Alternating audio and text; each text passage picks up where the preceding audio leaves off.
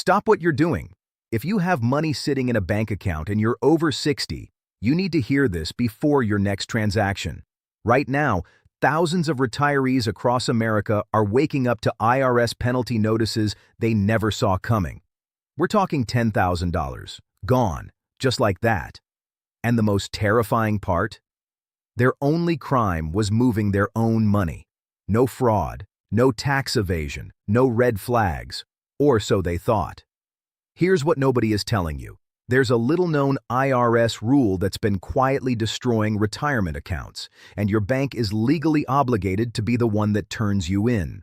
That withdrawal you made last Tuesday, that transfer to help your kid, that harmless cash transaction, the IRS already knows, and once that penalty clock starts ticking, it doesn't stop. I'm talking about rules so sneaky, so deliberately confusing, that even experienced accountants miss them. Retirees who spent decades building their nest egg are watching it evaporate overnight because of one simple banking mistake they didn't even know was a mistake. But here's the thing. Knowledge is your armor. In this video, I'm exposing every single trigger, every IRS threshold, and every transaction you need to stop making immediately. This could be the video that saves your entire retirement. Like this video right now, because what I'm about to reveal in the next few minutes is something your bank is praying you never find out. Let's go. So let's talk about something that most financial advisors won't bring up at your annual review. Something that your bank teller definitely isn't going to mention when you walk up to the counter. And something that the IRS is quietly counting on you not knowing, because every single year it costs hard-working, law-abiding retirees tens of thousands of dollars in completely avoidable penalties. We're talking about a series of banking behaviors, things that feel completely normal, completely innocent, that can trigger an IRS investigation, freeze your accounts, and result in penalties that can wipe out a significant chunk of your retirement savings before you even have a chance to defend yourself. And the cruelest part of all? Most of the retirees this happens to had absolutely no idea they were doing anything wrong. That's not a scare tactic. That is the documented reality of what's been happening to retirees all across this country, and the numbers are growing every single year. Now, before we go any further, I want to be clear about something important. This video is not about illegal activity. This is not about tax evasion or hiding money offshore or anything like that. The people we're talking about today are honest, tax-paying Americans who simply didn't know the rules. Rules that the IRS and the federal government have quietly tightened over the years without much public announcement. And that information gap, that lack of awareness, is exactly what's costing retirees so dearly. So stay with me here, because by the time this video is done, you're going to walk away with information that could genuinely protect everything you've spent a lifetime building. Here's where we need to start, with a law that's been on the books since 1970 but has been enforced far more aggressively in recent years. It's called the Bank Secrecy Act, and under this law, your bank is legally required to report certain transactions to the federal government, not because they want to, not because they think you're a criminal, but because the law says they have to, plain and simple. The most well-known reporting threshold is $10,000. If you make a single cash transaction, a deposit or a withdrawal, of $10,000 or more, your bank automatically files what's called a currency transaction report with the Financial Crimes Enforcement Network, which feeds directly to the IRS. Most people have at least heard about this rule, even if they don't fully understand it. But here's where it gets truly dangerous for retirees, and here's the rule that almost nobody talks about. It's called structuring, and it's actually a federal crime under 31 U.S.C. Section 5324. Structuring means breaking up transactions specifically to avoid that $10,000 reporting threshold. So if you take out $9,000 on Monday and then $8,000 on Wednesday, and the IRS decides that pattern looks intentional, even if you had a perfectly legitimate reason for both of those withdrawals, You can be charged with a federal crime. Your assets can be seized.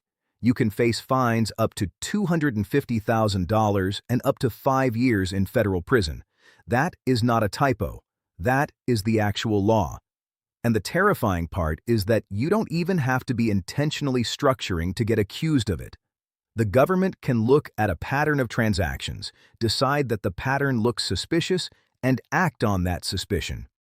The burden then shifts onto you to prove your innocence, and that process, even when you ultimately win, can cost tens of thousands of dollars in legal fees and consume years of your life. So what are the specific banking behaviors that can put a target on your back? Let's walk through the most common ones, because several of them are things that retirees do every day without any awareness of the risk involved. The first one is making multiple cash withdrawals in a short period of time that collectively approach or add up to $10,000. Banks are trained to look for this exact pattern, and they will file what's called a suspicious activity report, even when every individual transaction is below the reporting threshold. The report goes to federal regulators without you ever knowing it happened, and it can trigger a full investigation based entirely on a pattern that you thought was completely routine. The second behavior involves large or frequent transfers between your own accounts. A checking account here, a savings account there, maybe a money market fund, possibly accounts at 2 different banks. Moving your own money around, especially in large amounts or irregular patterns, can look unusual to the automated monitoring systems that banks now use. These systems don't know your personal reasons. They don't know you're consolidating funds to pay a medical bill or moving money to get a better interest rate. They just see a pattern and flag it, and once it's flagged, it's flagged. The third behavior, and this one genuinely surprises people, involves giving money to family members.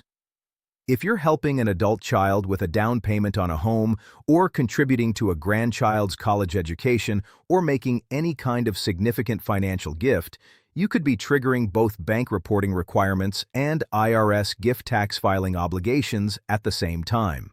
For 2024, the annual gift tax exclusion is $18,000 per recipient. Anything above that amount requires you to file a Form 709 with the IRS. Most retirees have never heard of Form 709, and the penalties for not filing it when you're supposed to can be significant, even if you don't actually owe any gift tax. The fourth behavior has everything to do with required minimum distributions, and this is where things get especially complicated for retirees specifically. If you have a traditional IRA, a 401k, or most other tax-deferred retirement accounts, the IRS requires you to start taking minimum distributions once you reach a certain age. The Secure 2.0 Act, which was passed in late 2022, changed that age to 73 for people born between 1951 and 1959, and all the way to 75 for those born in 1960 or later. If you miss your required minimum distribution, the penalty is enormous, up to 25% of the amount you should have withdrawn.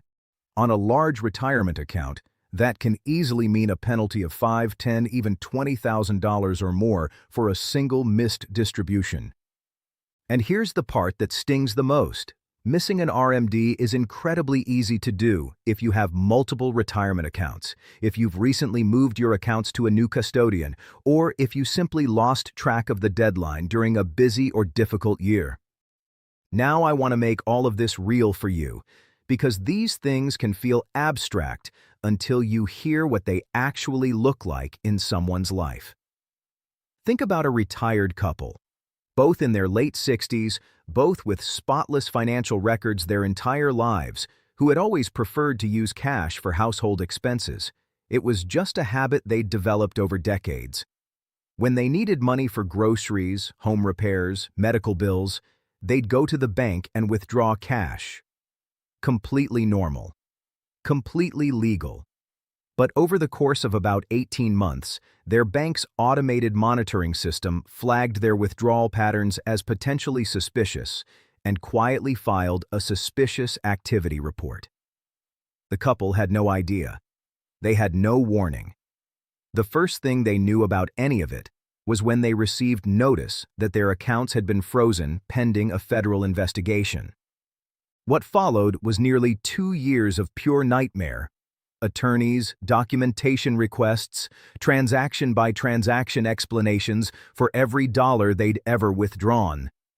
In the end, they were cleared completely, not guilty of anything. But by that point, they had spent over $30,000 in legal fees to defend their innocence. $30,000 gone, not because they broke the law, but because they didn't know the rules of the game they were unknowingly playing. And that story, as painful as it is far from unique. The IRS and the Department of Justice have dramatically increased civil asset forfeiture actions in recent years, with older Americans representing a growing share of the targets. Retirees tend to deal more in cash than younger generations, tend to have larger account balances, and statistically tend to be less familiar with the evolving landscape of banking regulations, all of which makes them, from an enforcement standpoint, a high-value, relatively easy target. That is the cold reality of the situation, and awareness is genuinely your most powerful shield against it. So let's talk about what you can actually do, starting today. The single most important thing you can do right now is get completely clear on your required minimum distribution obligations. Log into your retirement accounts today and confirm what your RMD amount is for this year. If you're not sure, call your account custodian directly and ask them to calculate it for you. Many custodians will track this automatically and send reminders, but don't rely on that. Take ownership of it yourself. If you've missed an RMD in a prior year, don't panic, but do act immediately. Talk to a tax professional about correcting it through the IRS's own correction procedures. Getting ahead of it proactively is exponentially less painful than waiting for the IRS to discover it on their own.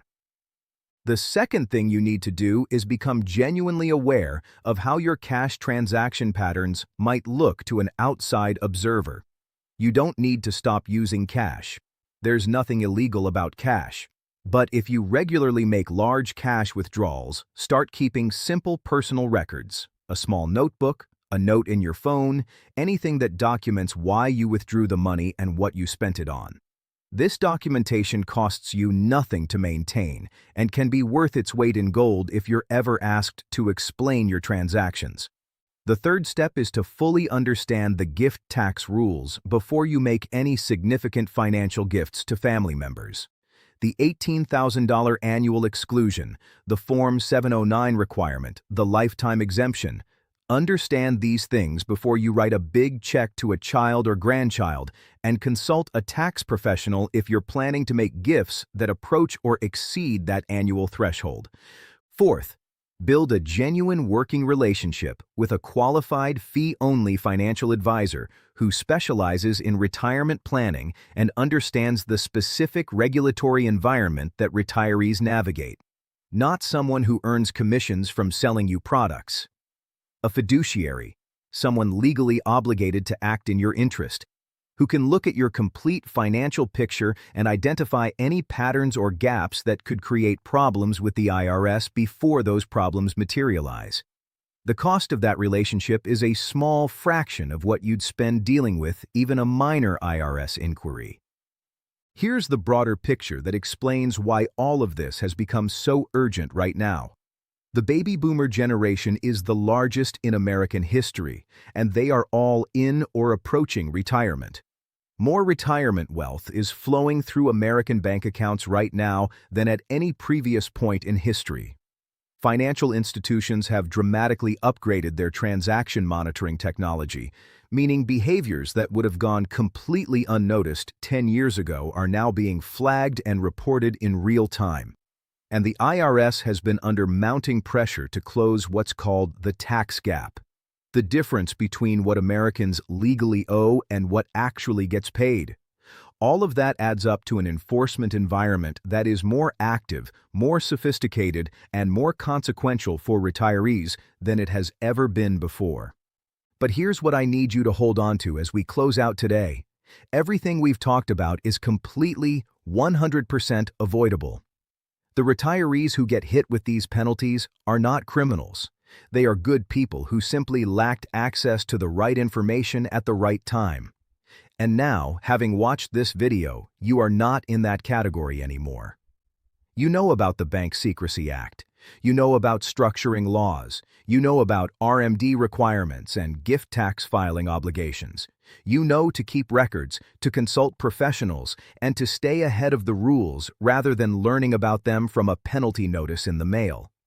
Your retirement savings represent decades of your life, your sacrifice, your discipline, your work. You earned every dollar in those accounts, and you deserve to keep every dollar and enjoy it fully in the years ahead. Share this video with every retiree you care about, because this information has the power to protect real people from real financial devastation. Subscribe if you haven't already, hit that notification bell, and we'll see you in the next one.